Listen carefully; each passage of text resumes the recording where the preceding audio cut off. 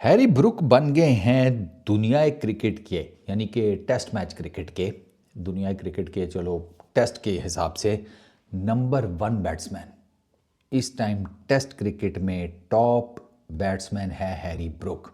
2022-23 की सर्दियों में ये बंदा आया था, साउथ अफ्रीका के अगेंस्ट इसने अपना टेस्ट डेब्यू किया। उसके बाद ये गया पाकिस्तान और न्यूजीलैंड के टूर्स पर। सरकार इसने सेंचुरियों की लाइन लगाई, 50s की लाइंस लगाई। इसने कितनी इनिंग्स थी वो, 9 इनिंग्स में इसने 809 रन्स किए थे। 9 इनिंग्स में 98 की इसकी बैटिंग एवरेज थी, 98.7 समथिंग की। ऐसा स्टार्ट क्रिकेट की दुनिया में किसी को नहीं मिला, क्रिकेट की तारीख में किसी को नहीं मिला। विनोद कांबली, उनकी अभी मौजूदा हालत देख के बड़ा दुख होता है। विनोद कांबली ने अपनी पहली 9 इनिंग्स में ना कुछ 796 उन्होंने रन्स किए थे, मैंने कहीं पढ़ा था, अगर मैं गलत नहीं हूँ, एक सेकंड अभी, हाँ 796 रन्स थे विनोद कांबली के पहली 9 इनिंग्स में। कैन यू बिलीव इट यार। अब विनोद कांबली की हालत देखें।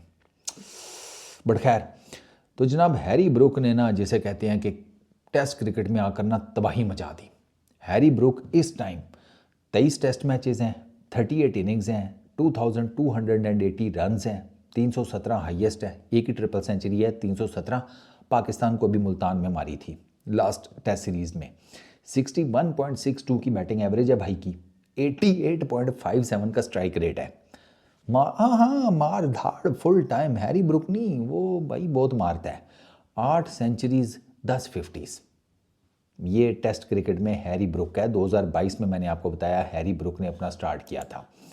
हैरी ब्रुक के जो रीसेंट स्कोर्स हैं ना, वो मैं आपको बताता हूँ ज़रा। न्यूजीलैंड से स्टार्ट करते हैं ना। न्यूजीलैंड के अगेंस्ट दूसरे टेस्ट मैच में पहली इनिंग्स 123, फिर सेकंड में 55। न्यूजीलैंड के अगेंस्ट पहले टेस्ट मैच में 171।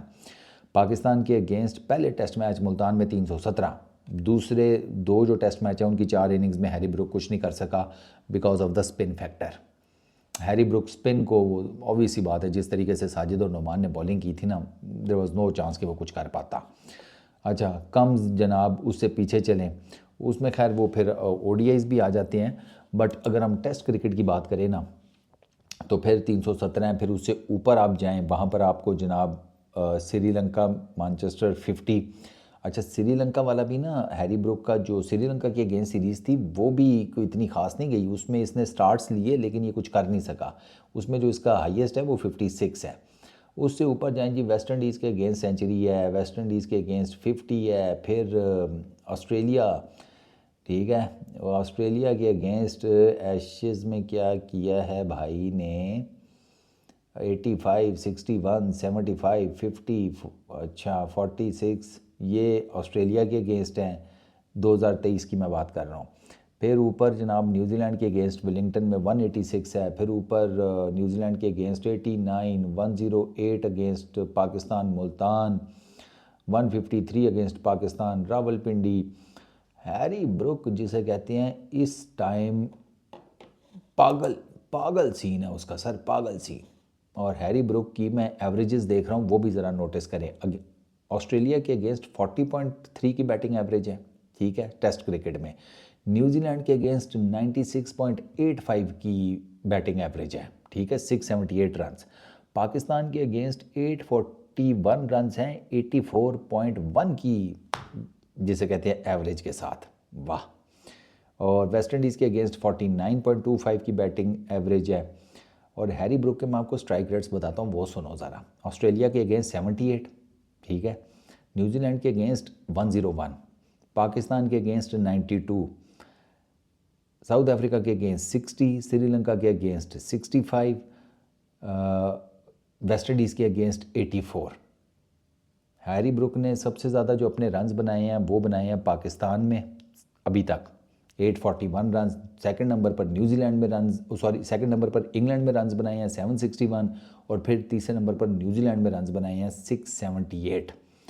अच्छा, इंडिया में अभी तक हैरी ब्रुक नहीं खेला। खैर, वो डेफिनेटली इंडिया में भी अगर हैरी ब्रुक खेलता तो उसके लिए मुश्किलें होती, क्योंकि वहाँ पर भी स्पिन ट्रैक्स हैं, तो वहाँ पर उसके लिए मुश्किल होती हैं। वो हमने देख लिया, नुमान और साजिद को वो उस तरीके से हैंडल नहीं कर सका। लेकिन ओवरऑल जिस तरह की वो बैटिंग फॉर्म में है हैरी ब्रुक, वो डिज़र्व करता था भाई उसको मिले ये टॉप स्पॉट, और उसने आकर टॉप स्पॉट के ऊपर कब्ज़ा कर लिया है। ज़ाहिर सी बात है यार, अब जिस किस्म की उसने, मैंने आपको बताया, बैटिंग की है, उसमें फिर उसका टॉप स्पॉट ही है ना। आप देखें ना 61 की बैटिंग एवरेज, हद हो गई है यार। इतना तो जिसे कहते हैं कि बंदा कोई कुछ तो दीद लिहाज करता है। इतनी तो मेरा ख्याल है किसी की मैंने बैटिंग एवरेजेस अभी तक देखी नहीं है। मैं अभी देख रहा हूँ उसके 898 उसकी जिसे कहते हैं रेटिंग है। जो रूट को उसने दूसरे नंबर पर कर दिया है। जो रूट इससे पहले जो रूट थे ना, जो रूट को दूसरे नंबर पर कर दिया। केन विलियमसन तीसरे नंबर के ऊपर हैं, ठीक है।